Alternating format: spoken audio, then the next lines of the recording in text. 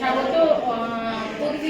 প্রতিদিনের ন্যায় আজকেও আমরা চলে এসেছি বিকাশ টকশোর মঞ্চে।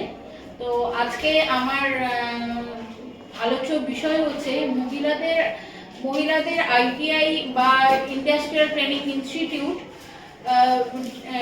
ইনস্টিটিউটে পড়াশোনা করাটা কতটা ভালো বা কতটা তার ভবিষ্যতের জন্য কতটা গুরুত্বপূর্ণ।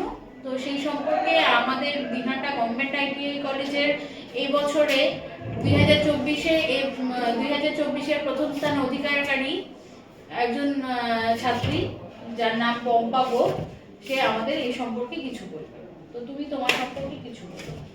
নমস্কার, আমি পম্পা গোপ দিনহাটা গভর্নমেন্ট আইটিআই কলেজ থেকে 2022-24 সেশনে ইলেকট্রিশিয়ান ট্রেড নিয়ে উত্তীর্ণ হয়েছি।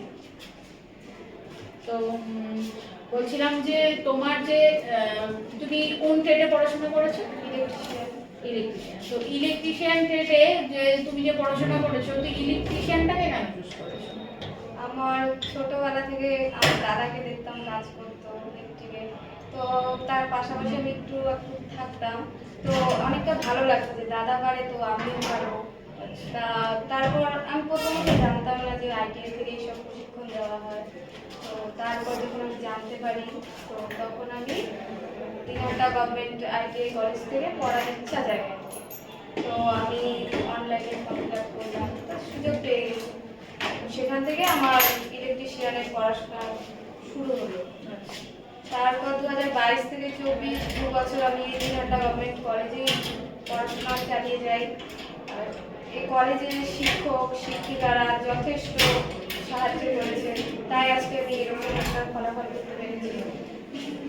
এবার আমি তোমাকে একটা প্রশ্ন করবো, সেটা হচ্ছে মহিলাদের আইটিআই প্রশিক্ষণ কতটা জরুরি বলে তোমার মনে হয়? মহিলাদের ক্ষেত্রে আইটিআই করাটা যথেষ্টই জরুরি, কেননা আজকাল সব ক্ষেত্রেই তোমার ইলেকট্রিশিয়ানের থেকেও বলো, যে কোনো ট্রেড থেকেই বলো না কেন, সেখানে আমাদের অনেক সুযোগ দেওয়া হয়। সেটা আমরা পাবলিক সেক্টরে করতে পারি, অনেক সরকারি সেক্টর থেকেও আমরা অনেক জব পেতে পারি।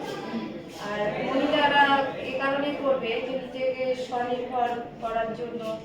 তো আমরা যদি সরকারি জব নাও পেতে পারি, সেখান থেকে আমরা কিছু হলেও করতে পারবো, নিজের জন্য, নিজের হাত খরচ চালানোর জন্য হলেও ছোটখাটো কিছু কাজ পেতে পারি। আর সব মেয়েরা এটা করতে পারে, বা আমার ছোট যারা আছে এখন নতুন ভর্তি হয়েছে, ছোট ছোট ভাই বোনদের উদ্দেশ্যে বলতে পারি যে তারা যে যে যে যে ট্রেডটা চুজ করুক না কেন, সেটা নিয়ে সে ভালো করে পড়াশোনা করলে ভবিষ্যতে কিছু করতে পারবে। ঠিক আছে, তাহলে আমি বলবো, আমি তোমার কাছে লাস্ট প্রশ্ন এটাই, যে মহিলাদের আইটিআই করাটা যুক্তিযুক্ত নাকি মহিলাদের আইটিআই করাটা অযৌক্তিক বলে তোমার মনে হয়? আমার মনে হয় যৌক্তিক। আচ্ছা, সে যুক্তিযুক্ত কেন সেটা আমাকে একটু এক্সপ্লেন করো। আমি নিজেও একজন আইটিআই স্টুডেন্ট, তো আমি যে 2 বছর পড়াশোনা চালিয়ে গেছি, সেখান থেকে মনে হলো যে আমি অনেক কিছু শিখতে পেরেছি। তো সেখান থেকে আমি বলতে পারি যে কেউ যদি আইটিআই করে, তো সেখান থেকে ভালো কিছুই আশা করা যায়। ঠিক আছে,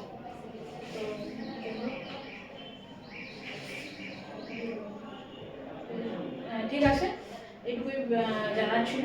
যে তোমার অসংখ্য ধন্যবাদ। ঠিক আছে।